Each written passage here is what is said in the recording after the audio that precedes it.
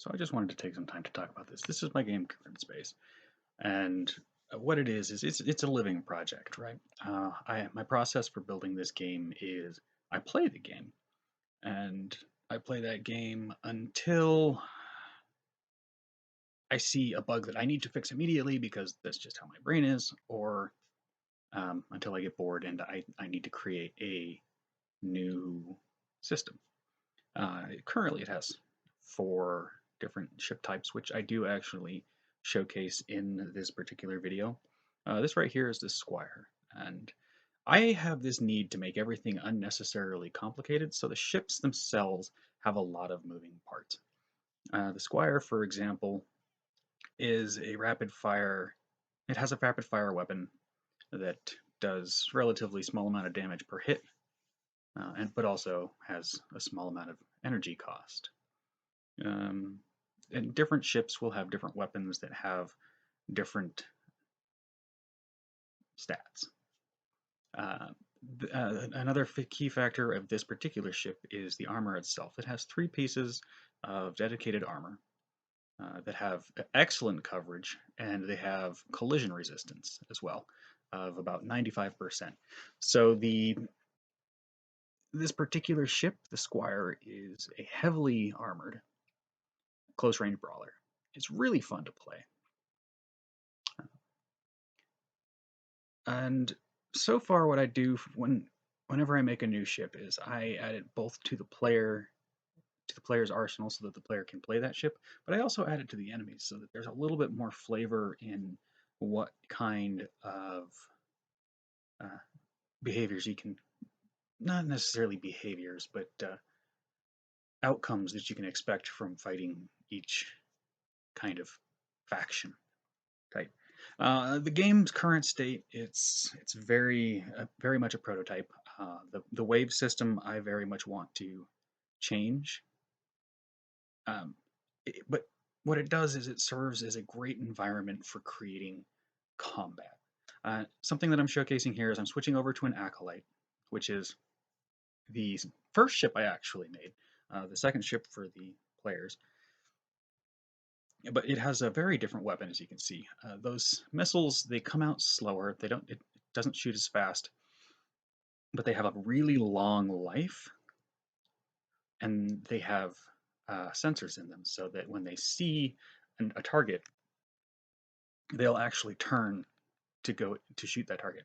So this ship is faster. It has less armor, but it has long range weapons, and you don't have to worry about your accuracy as much because the weapon itself helps mitigate that. Uh, And as far as the blue guys, I'm trailing my acolyte right now. I have a kind of a basic squad system where when you purchase a ship, it's actually going to follow you around and support you in combat, which makes a huge difference, especially as you just swarm a single enemy. They just melt, and I think it's fun to watch, honestly.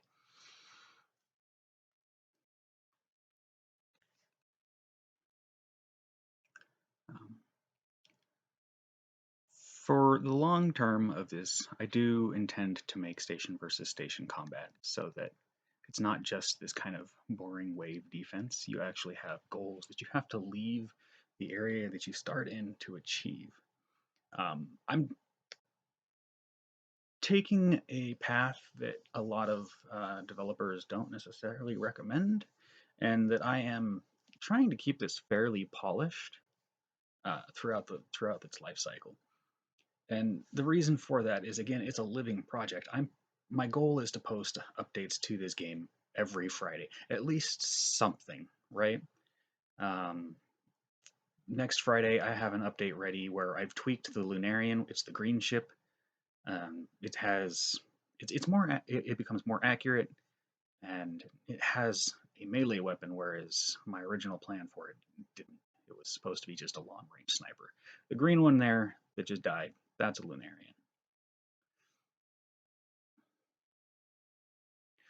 So one of the features of these ships is if a part is destroyed, you have to go back to the station to get it repaired, rather than just using the energy that you have on board your ship. There is a repair function. If you press spacebar when your ship is damaged, it will spend the energy that you have to repair your ship. Energy is used by three things currently. It's weapons, dash, so afterburners, which is an additional burst of speed, and I think it's up to three times base speed when you're dashing.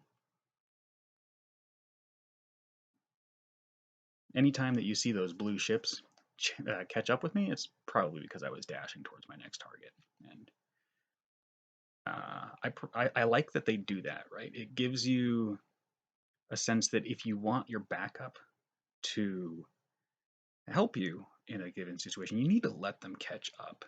You get to where you need to go, but give them a chance to follow you, you know? They are faster than you. I knew pretty early on in the squadron scheme of things that they had to be faster than the player is capable of, just in order to keep formation, you know?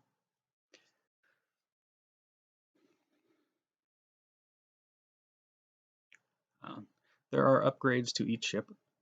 They all have. I'm going for a very basic system currently, where each kind of upgrade has its own, or has 5 levels. You start off with level 1, and they get exponentially more expensive as you go. Game over is not the end of the world. I just needed a game loop, and that's what we get for now.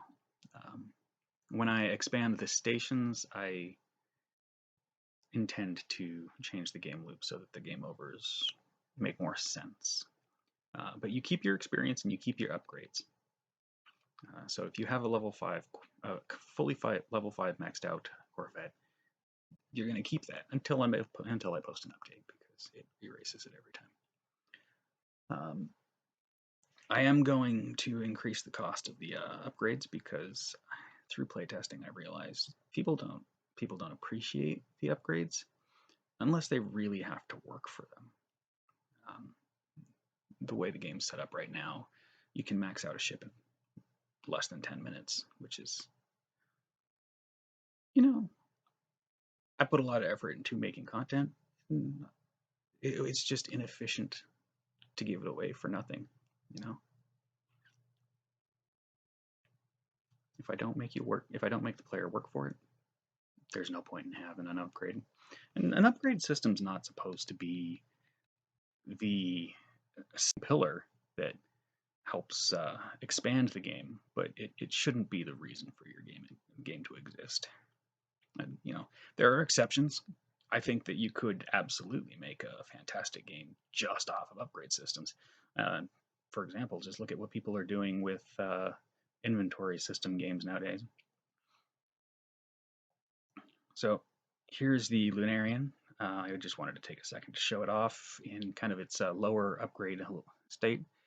When you buy upgrades, the armor changes. You know, I put in a little bit of extra art just to make sure that it feels like you're gaining something when you purchase these upgrades. So these guys are snipers. This thing's maxed out, and with the way the bullets are set up, it is very capable of hitting a crit point and one-shotting other Corvettes, which I think it's overpowered, but it does have a fixed weapon. It only shoots forward, and it has very, very little hit points. So there are things to balance out the fact that it'll one-shot you. Getting back to goals for this game, I do want to make a multiplayer mode for it. This game looks like it needs player versus player to me. I've got a lot of work to go before I get there, but you know what? I'm going to get there. This is what I do for fun. I enjoy this, and I want to see it do well. Bye, guys.